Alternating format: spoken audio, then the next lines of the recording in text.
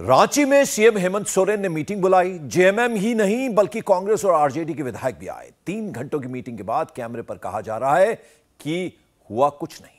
लेकिन क्या सच यही है? दरअसल ईडी के 7वें समन को इग्नोर करने के बाद हेमंत सोरेन के करीबियों पर ताबड़तोड़ छापा पड़ा और इन्हीं छापों के बीच ये बैठक बुलाई गई थी। तो क्या है इस बैठक की इनसाइड स्टोरी, देखिए इस रिपोर्ट में।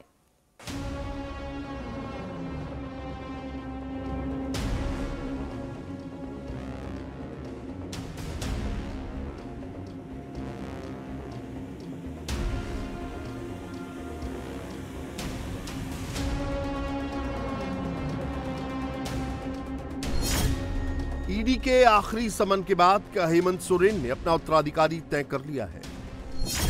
क्या हेमंत सोरेन झारखंड के सीएम की कुर्सी अपनी पत्नी को सौंपने वाले हैं? क्या हेमंत सोरेन की गिरफ्तारी तय है? क्या हेमंत सोरेन जेल से राजपाट चलाने की तैयारी कर रहे हैं?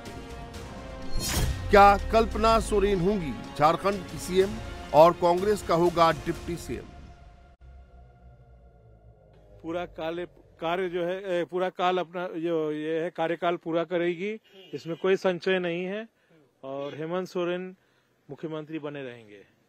मैडम को लेकर कोई बातचीत हुई? कुछ नहीं, मुख्यमंत्री हेमंत सोरेन रहेंगे और पूरा कार्यकाल पूरा करेंगे। एक सवाल ये था कि ईडी की जो कार्रवाई हो रही है, ऊपर चढ़ जाओ थोड़ा। कुछ नहीं, मैं बोल दिया ना, जो बैठक में जो ये चर्चा हुई है, सरकार पूरा कार्यकाल पूर्ण करेगी, इसमें कोई इफ बट नहीं सरकार करेगी। चेहरा बदलेगा क्या? कोई चेहरा नहीं बदलेगा, वही चेहरा रहेगा, वही सारा सरकार वही रहेगी। All is well. आप लोग को विचलित होने का जरूरत नहीं है। ईडी देखे, ईडी तो एक पॉलिटिकल बॉडी की तरह काम कर रहा है, वो एक इंस्टीट्यूशनल बॉडी की तरह काम नहीं कर रहा है, जो आप लोग सब जान रहे हैं इस बात को। और लगातार कोशिश किया जा रहा है ईडी के माध्यम से, इलेक्शन कमीशन ऑफ इंडिया के माध्यम से और विभिन्न जो इंस्टीट्यूशन है उसके माध्यम से सरकार बस गिराने का कोशिश लगातार डे 1 से किया जा रहा है। नेतृत्व परिवर्तन हो रहा है, आपको लग रहा है इस बैठक के बाद? इस बैठक में तो इसकी कोई चर्चा नहीं हुई है। क्या बातचीत रही है? सोरेन मुख्यमंत्री रहेंगे, ये तो बात ठीक है। हाँ, लेकिन अगर गिरफ्तारी होती है? कुछ नहीं होगा गिरफ्तारी। हेमंत सोरेन मुख्यमंत्री रहेंगे। कल्पना सोरेन कोई नहीं, हेमंत तो हुई अंदर? कोई नहीं, हेमंत सोरेन मुख्यमंत्री रहेंगे। झारखंड का सियासी टेम्परेचर हाई है। हेमंत सोरेन के खिलाफ ईडी एक्शन में है और माना जा रहा है कि सियासी संकट के बीच झारखंड के सीएम हेमंत सोरेन अपनी कुर्सी पत्नी कल्पना सोरेन को सौंप सकते हैं। पत्नी को सीएम बनाने के लिए हेमंत सोरेन ने पूरी फील्डिंग सेट कर दी है, लेकिन क्या सोरेन के लिए यह फैसला आसान है? इस राह में कितनी अड़चने हैं, हम आपको यह भी बताएंगे, लेकिन पहले जान लीजिए कि यह नौबत आई क्यों। अवैध खनन और मनी लॉन्ड्रिंग जैसे मामले में झारखंड के सीएम सोरेन ईडी के 7 समन इग्नोर कर चुके हैं। ईडी ने हेमंत सोरेन को पहला नोटिस 14 अगस्त को भेजा था, जिसके बाद 24 अगस्त, 9 सितंबर, 23 सितंबर, 4 अक्टूबर, 12 दिसंबर और आखिरी नोटिस 29 दिसंबर को भेजा गया। लेकिन 7 समन के बाद भी हेमंत सोरेन हाजिर नहीं हुए।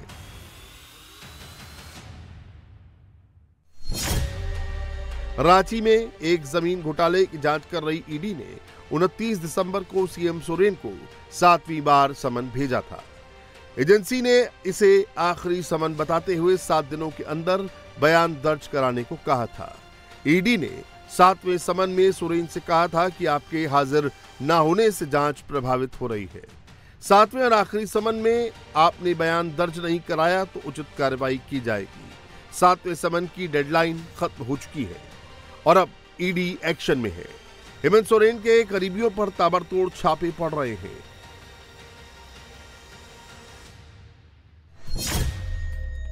रांची में हेमंत सोरेन के मीडिया सलाहकार अभिषेक प्रसाद के घर ईडी की टीम का छापा पड़ा।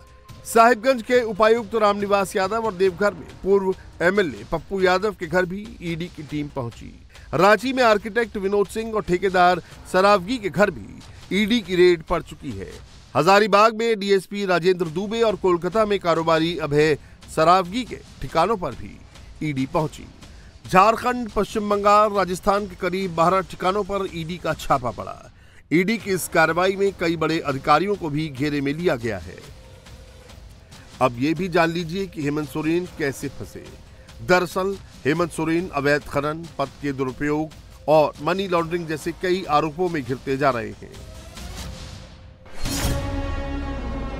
अवैध खनन में मनी लॉन्ड्रिंग के सिलसिले में ईडी ने जुलाई में छापेमारी की थी। ये छापेमारी हेमंत सोरेन के करीबी माने जाने वाले पंकज मिश्रा के ठिकानों पर हुई थी।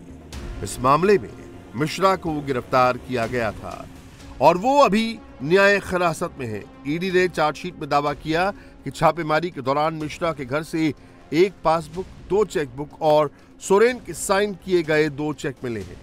ईडी ने इस मामले में अलग अलग संदिग्धों के घर पर छापेमारी के दौरान भी हेमंत सोरेन और उनके परिवार के सदस्यों के बैंक दस्तावेज और फाइलें जब्त की थी।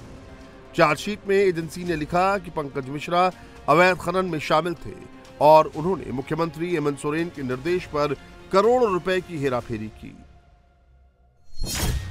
ये भाजपा का एजेंडा लेकर के ईडी काम कर रहा है और इसीलिए उसने जब कहा चीफ मिनिस्टर ने कि हमको लिखित दो, हम जवाब देंगे, आई एम रेडी टू। लेकिन इस तरह से जो आप हमारी इमेज को कटेल करना चाहते हैं, बर्बाद करना चाहते हैं, मीडिया ट्रायल करना चाहते हैं, हम इसको एक्सेप्ट नहीं करें। बीजेपी तो पॉलिटिकल पार्टी है, ईडी तो समन ही कर सकती है, कोई बयान तो किस तरह से जारी करे, जाहिर सी बात है। तो जो सवाल है, बीजेपी पॉलिटिकल पार्टी है और ये पॉलिटिक्स चल रहा है कि आज उनके कल अगर उनका जवाब नहीं आया तो आज पूरे उनके अगल बगल के सबके यहाँ पता नहीं कई राज्यों में ईडी का आज तक सुनते थे कि इनकम टैक्स और ये सब जो है वो बड़ा होमवर्क करके रेड करते हैं यहाँ वहाँ। यहाँ तो सिपाही से ले घर में भी रेड हो रहा है। तो ये है इनका दहशत फैलाने का कि चीफ मिनिस्टर के अगल बगल के लोगों को रेड करके दहशत फैलाओ। ईडी की टीम कई ऐसे बिचौलियों के ठिकाने पर भी छापेमारी कर रही है जिन पर गैर कानूनी सौदों में अहम भूमिका निभाने का आरोप है। इन बिचौलियों पर एक्शन से अब इस मामले में कई और खुलासे हो सकते हैं। अब सवाल है कि हेमंत सोरेन आखिर ईडी के सामने पेश क्यों नहीं हो रहे हैं? क्या उन्हें यह डर है कि ईडी उन्हें गिरफ्तार कर लेगी? और अगर ईडी ने हेमंत सोरेन की गिरफ्तारी की तो झारखंड का सीएम कौन होगा? नहीं, निश्चित तौर पर यह सरकार को अपदस्थ करने की जो नित्य नई योजनाएं हैं उसके विरोध में निश्चित तौर पर ये जनता के द्वारा जनता की चुनी हुई सरकार है, तो निश्चित तौर पर लोकतंत्र को भी बचाना है, संवैधानिक मूल्यों को बचाना है और जिस तरीके से अपदस्थ करने की योजनाएं बनती रही हैं और आगे भी मुझे लगता है बनती रहेंगी, तो इस योजनाओं के विरुद्ध में जनता को भी जगाना है। देखिए, वो कहते हैं कि जब जुल्मतें बढ़ जाएं हद तक एक लौ जलाना लाजिम है, जब हाकिम ही गुमराह करे आवाज उठाना लाजिम है। देखिए, कांग्रेस गठबंधन जो इंडिया गठबंधन अभी वर्तमान में या मेरे पहले से ही गठबंधन है वो हम समर्थन हम करते हैं और जनता हमें 5 साल के लिए चुना है। हमारा प्रयास रहेगा कि सरकार 5 साल बनी रहे। और जहाँ तक नेतृत्व परिवर्तन की बात हो रही है, मुझे नहीं लगता कि ऐसा कुछ होगा और आने वाला समय ही बताएगा। माना जा रहा है कि राजनीतिक संकट से उबरने के लिए सोरेन अपनी पत्नी कल्पना को सीएम बना सकते हैं। कल्पना को अगर सीएम बनाया जाता है तो उन्हें गांडेय सीट से विधानसभा चुनाव लड़ाया जाएगा। साल के आखिरी दिन में ये सीट जेएमएम विधायक सरफराज अहमद के इस्तीफे के बाद खाली हुई है, लेकिन पत्नी को सीएम बनाने की राह में कई अड़चनें हैं। असल मुश्किल है कि गठबंधन सरकार में कल्पना को सीएम बनाने पर आम सहमति बनाना। हेमंत सोरेन को न सिर्फ कांग्रेस और आरजेडी को विश्वास में लेना होगा, बल्कि अपने परिवार को भी एकमत करना होगा, जो आसान टास्क नहीं है। पूरे पॉलिटिकल सिनेरियो पर कांग्रेस की नजर है। अगर कल्पना सोरेन को सीएम बनाया जाता है तो कांग्रेस भी डिप्टी सीएम की कुर्सी मांग सकती है। हालांकि कांग्रेस ने अभी पत्ते नहीं खोले हैं। कांग्रेस से कुछ बातचीत हुई जेएमएम की, होने क्या जा रहा है? लोग सवाल कर रहे हैं कि मीटिंग हो रही है, सब विधायकों को बुलाया गया है, सभी जो सहयोगी दल है, चेहरा बदलने वाला है। ये कोई इसका स्पेकुलेशन नहीं हो सकता है, क्योंकि जो परिस्थिति होगी उस परिस्थिति के हिसाब से हम भी अपनी जो है स्टैंड बाय स्ट्रेटेजी रखेंगे। इसीलिए सबको बुलाया गया है। जब इतनी चीजें बाजार में घूम रही हैं तो इसे आंख बंद नहीं किया जा सकता है। झारखंड मुक्ति मोर्चा के संस्थापक शिबू सोरेन के परिवार के अधिकतर सदस्य राजनीति में एक्टिव हैं। हेमंत सोरेन के बड़े भाई बसंत सोरेन दुमका से विधायक हैं और पार्टी के यूथ विंग के प्रमुख हैं। हेमंत सोरेन के दिवंगत भाई दुर्गा सोरेन की पत्नी सीता दुमका जामा सीट से तीसरी बार की विधायक हैं और पार्टी में केंद्रीय महासचिव हैं। सीता सोरेन पहले भी कई बार असंतोष जाहिर कर चुकी हैं। अपनी ही सरकार के खिलाफ राजभवन तक जा चुकी हैं। हालांकि फिलहाल उन्होंने चुप्पी साध रखी है, लेकिन अगर हेमंत सोरेन अपनी पत्नी कल्पना को सीएम बनाते हैं तो परिवार का क्या रिएक्शन होगा, ये कहा नहीं जा सकता। उधर बीजेपी ने भी सोरेन की घेराबंदी शुरू कर दी है। झारखंड बीजेपी के अध्यक्ष बाबूलाल मरांडी ने एक्स पर लिखा कि झारखंड की सत्ता की चाबी हेमंत सोरेन अपने परिवार के पास ही रखना चाहते हैं। हेमंत जेल में रहकर सत्ता संचालन करना चाहते हैं, इसीलिए अपनी पार्टी के वरिष्ठ विधायकों को दरकिनार कर अपनी पत्नी को सीएम बनाना चाहते हैं। लेकिन क्या वाकई हेमंत सोरेन ने पत्नी को सीएम बनाने की तैयारी कर ली है? कल्पना सोरेन ने अब तक सियासत से दूरी बनाए रखी है, लेकिन अब बदलती परिस्थितियों में उनका नाम सीधे सीएम पद के लिए सामने आ रहा है। कल्पना सोरेन अपने पति हेमंत सोरेन के साथ अक्सर सार्वजनिक कार्यक्रमों में दिखती रही हैं। अब कल्पना सोरेन के बारे में भी जान लीजिए। कल्पना मूल रूप से ओडिशा के मयूरभंज जिले के राय रंगरपुर की रहने वाली हैं और सोरेन की तरह संघाली आदिवासी परिवार से आती हैं। हेमंत सोरेन के साथ कल्पना की शादी 7 फरवरी 2006 को हुई थी। पढ़ाई के मामले में वो पति से आगे हैं। हेमंत सोरेन ने इंटरमीडिएट के बाद बीटेक के लिए दाखिला तो लिया था, लेकिन बीच में ही पढ़ाई छोड़ दी थी, जबकि कल्पना एमटेक और एमबीए है। राजनीति से इतर कल्पना सोरेन महिला विकास से जुड़े कार्यक्रमों में भी शिरकत करती रहती हैं, लेकिन राजनीति से जुड़े मुद्दों को लेकर उनका आज तक कभी कोई बयान नहीं आया है। बीजेपी का साफ आरोप है कि अहमद से इस्तीफा दिलवाया गया ताकि कल्पना सोरेन को उनकी सीट से चुनाव लड़ाया जा सके। बीजेपी का एक प्रतिनिधिमंडल राज्यपाल से मिलने की तैयारी कर रहा है। प्रतिनिधिमंडल राज्यपाल से ये अनुरोध करेगा कि अगर हेमंत सोरेन सरकार मुख्यमंत्री की पत्नी को उत्तराधिकारी के रूप में नियुक्त करने का प्रस्ताव रखती है तो वो कानूनी विशेषज्ञों और अटॉर्नी जनरल से सुझाव मांगेंगे। यानी कल्पना सोरेन के सीएम बनने की राह में कई अड़चनें हैं। कल्पना सोरेन विधानसभा की सदस्य नहीं है। अगर सीएम बनाई जाती हैं तो 6 महीने के अंदर विधानसभा की सदस्यता लेनी होगी। माना जा रहा है कि गांडेय सीट को कल्पना के लिए ही खाली कराया गया है, क्योंकि गांडेय सीट जेएमएम का गढ़ है। जेएमएम के सरफराज अहमद 2 बार यहां से चुनाव जीत चुके हैं। गांडेय सीट छोड़ने वाले सरफराज अहमद को अपने त्याग का इनाम मिल सकता है। सरफराज अहमद को राज्यसभा भेजा जा सकता है।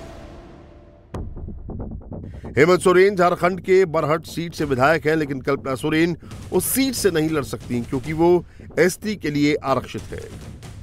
कल्पना सोरेन पड़ोसी जिले ओडिशा की हैं और उस कैटेगरी में नहीं आती, इसीलिए गांडेय सीट को खाली कराया गया है। लेकिन कल्पना की मुश्किलें यहीं खत्म नहीं होती। उनकी राह में सबसे बड़ा रोड़ा बॉम्बे हाईकोर्ट का वो आदेश है जिसमें कहा गया था कि अगर चुनाव में 1 साल या उससे कम समय बचा हो तो उपचुनाव नहीं कराए जा सकते हैं। बीजेपी सांसद निशिकांत दुबे ने इस बारे में ट्वीट कर राज्यपाल से पूछा कि अगर कल्पना सोरेन जी विधायक नहीं बन सकती हैं तो उन्हें मुख्यमंत्री कैसे बनाया जा सकता है। झारखंड में इसी साल के अंत में विधानसभा चुनाव होने वाले हैं, जबकि लोकसभा चुनाव तो बस मुहाने पर खड़ा है। राज्य में लोकसभा की 14 सीटें हैं। बीजेपी हेमंत पर भ्रष्टाचार के आरोप लगाती रही है। दूसरी तरफ बीजेपी ने राज्य का अध्यक्ष बाबूलाल मरांडी को बनाकर आदिवासी दांव भी चल दिया है। यानी अगर हेमंत की गिरफ्तारी हुई तो भगवा दल उन्हें भ्रष्टाचारी बताते हुए जमकर निशाना साधेंगे। दूसरी तरफ अगर कल्पना को सीएम का पद मिलता है तो पार्टी हेमंत पर वंशवाद को बढ़ावा देने का आरोप लगाएगी। यानी लोकसभा चुनाव से पहले झारखंड के सीएम बुरी तरह फंस चुके हैं।